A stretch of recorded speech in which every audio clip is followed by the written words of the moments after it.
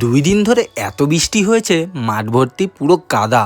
আর এই কাদার মধ্যে খেলার তো মজা একটা আলাদাই। খেলে উঠে তারপরে আজকে চলে গেছিলাম এই পুকুরটায়। আমিও জানতাম না যে রাসমণি 8 নম্বর রেলগেটের এখানেতে এই পুকুরটা রয়েছে। পুকুরে গিয়ে আমরা অনেকক্ষণ ধরে মজা ঠাট্টা ইয়ার্কি ছ্যাবলামি করছিলাম। আর তারপরে তো ভাই ডাইরেক্ট ওর সাইকেলটাই জলে ফেলে দিল। হ্যাঁ, মজা ঠাট্টা এগুলোর মধ্যেই তারপরে বাড়ি চলে আসি।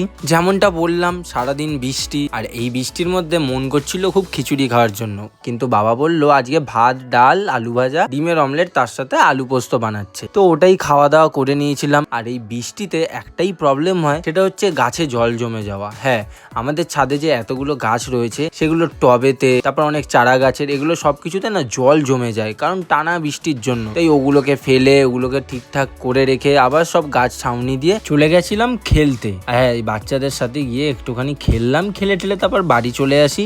আজকে ছিল IPL খেলা, তাই খেলা দেখতে দেখতে রুটি নিয়ে এসে রাতের খাওয়ার দাওয়ারটা সেরে ফেলি। আজকের দিনের ব্লগটা এইটুকুই। আবার কালকে নতুন দিনে নতুন ব্লগে দেখা হচ্ছে।